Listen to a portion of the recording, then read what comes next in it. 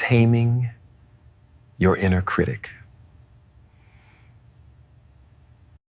What if I told you that the conversation you have with yourself, the one that's always running in the background, what if I told you it isn't just in your head, that it's actually shaping your physical health, your immune system, your entire reality?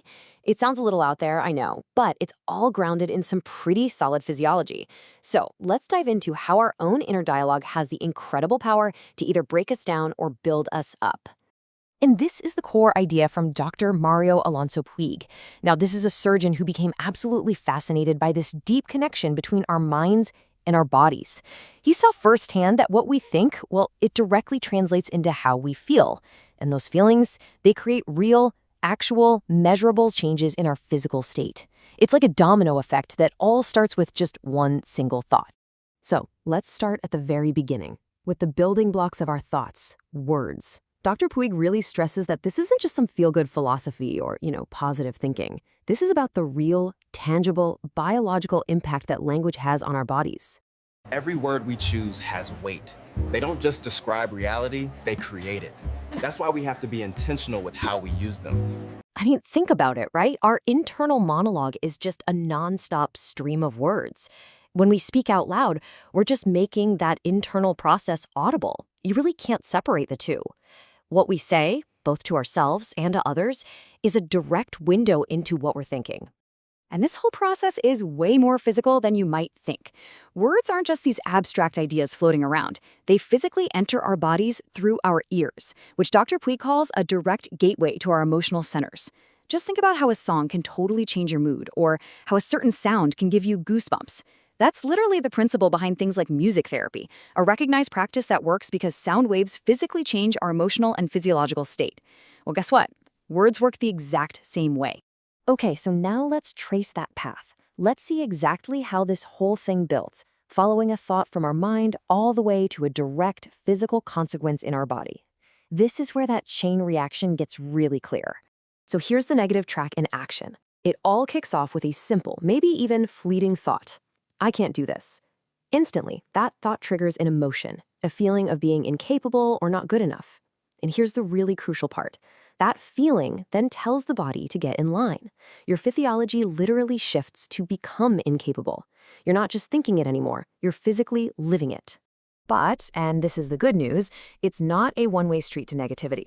The reverse is absolutely true.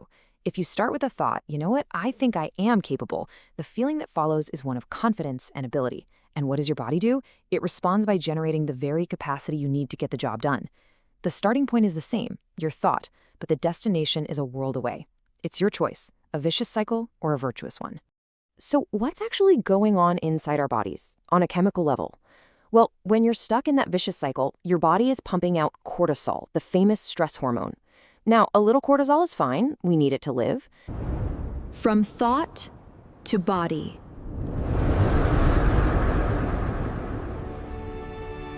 The problem is when those negative thoughts keep the tap on, and it's just flowing constantly. It becomes toxic. Sustained high levels of cortisol actively shut down your immune system, the very thing designed to protect you from infections, viruses, you name it. Your own thoughts can literally make your body's defenses weaker.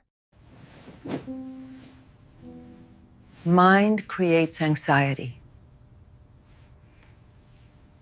Now, I know this can all sound a bit theoretical, so let's look at a really powerful real-life story from Dr. Puig's work.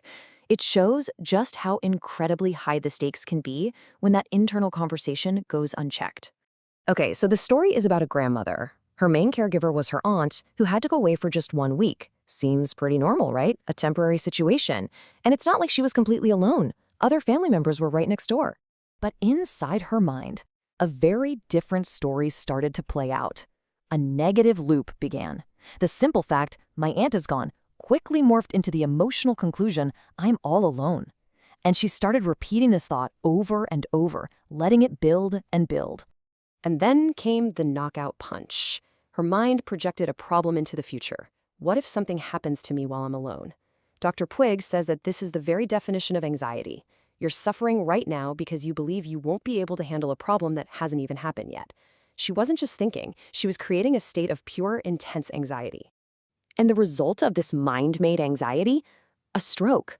The emotional distress she created in her mind caused a physical catastrophe in her body. Dr. Pu explains that the anxiety could have skyrocketed her blood pressure or increased blood clotting, both of which can directly lead to a stroke. Her mind literally created her reality, and the consequences were devastating. Hearing a story like that, it's frightening. It can make you feel like you're just a victim of your own mind. But here's the most powerful part of this whole idea. We're not helpless. We have a choice. The art of choosing.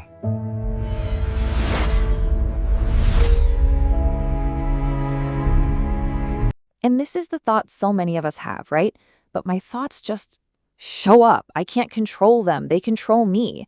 It's such a common feeling, the sense that we're just passengers in our own minds. But Dr. Puig insists that's not the whole story. This ancient piece of wisdom really holds the key. True power, real conquest, isn't about controlling everything out there in the world. It's about mastering the world in here. It reframes the whole struggle. It's not a hopeless fight. It's the ultimate challenge of self-mastery. And this brings us to such a critical distinction. The goal is not to stop or fight off negative thoughts. Honestly, that's usually impossible, and it just creates more stress. The real art is to simply notice the thought, acknowledge it's there, and then consciously choose not to follow it down the rabbit hole. Think of it this way. You don't have to board every train of thought that pulls into the station of your mind.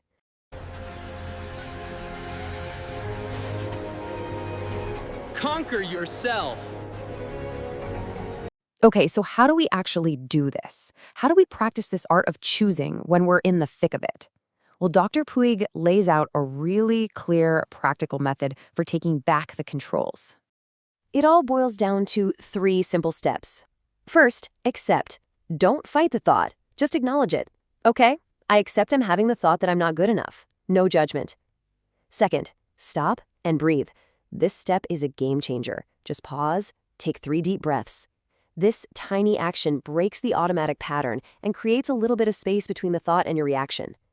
And third, choose.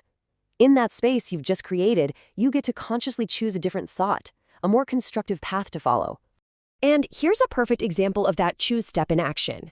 When something tough happens, the automatic victim mode question is, why me, right?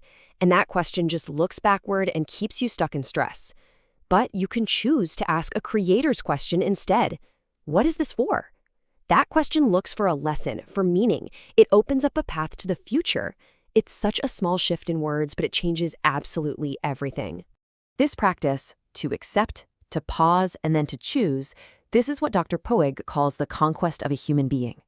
It's the shift from being a reactor, just a victim of your own automatic patterns, to becoming the creator of your own experience.